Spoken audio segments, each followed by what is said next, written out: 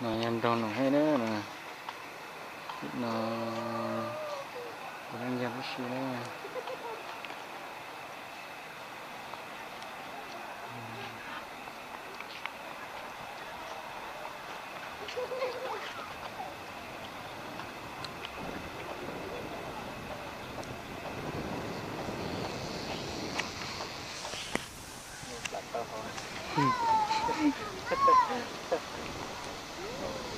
Đừng có cái kia đấy này nữa nè, đừng nói chỉ cho lo thế này đó chỉ mà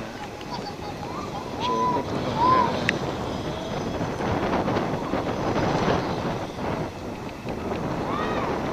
lo là pháo nó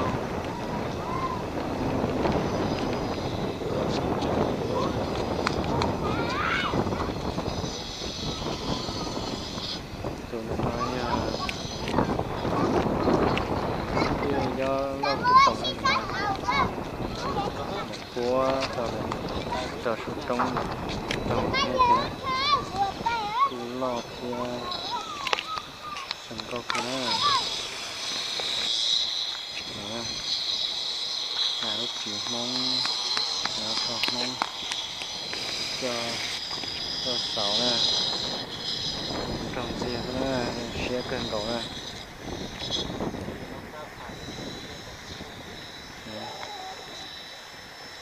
sáu cái xe đó mà tên này là tao mẹ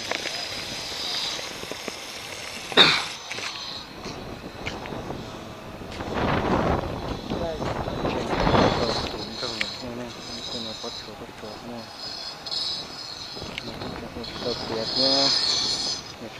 người ta tỏ qua thế, cái tôi làm nào thì chỉ tôi qua nên cái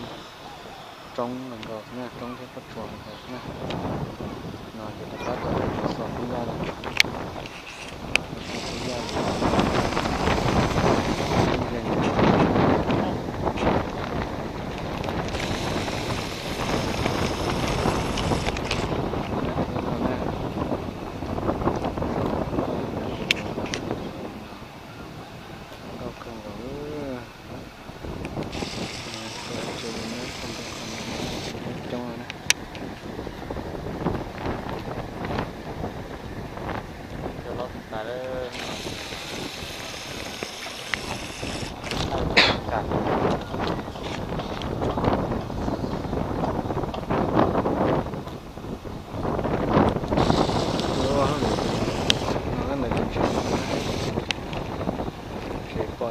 chờ cái đó này, cái mà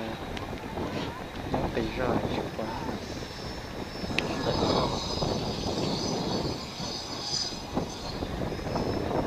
Để xuống nó nhau càng có rồi, nó càng nha, để chế cua nó kéo càng lo xăm, mà toàn là cái mà chỉ nhau, rồi là nhau không phải chế này. Rồi cũng lo cái dòng kinh gọi thì mua xe là tôi chỉ sẽ bị nó thế tụi ta thì là tôi thôi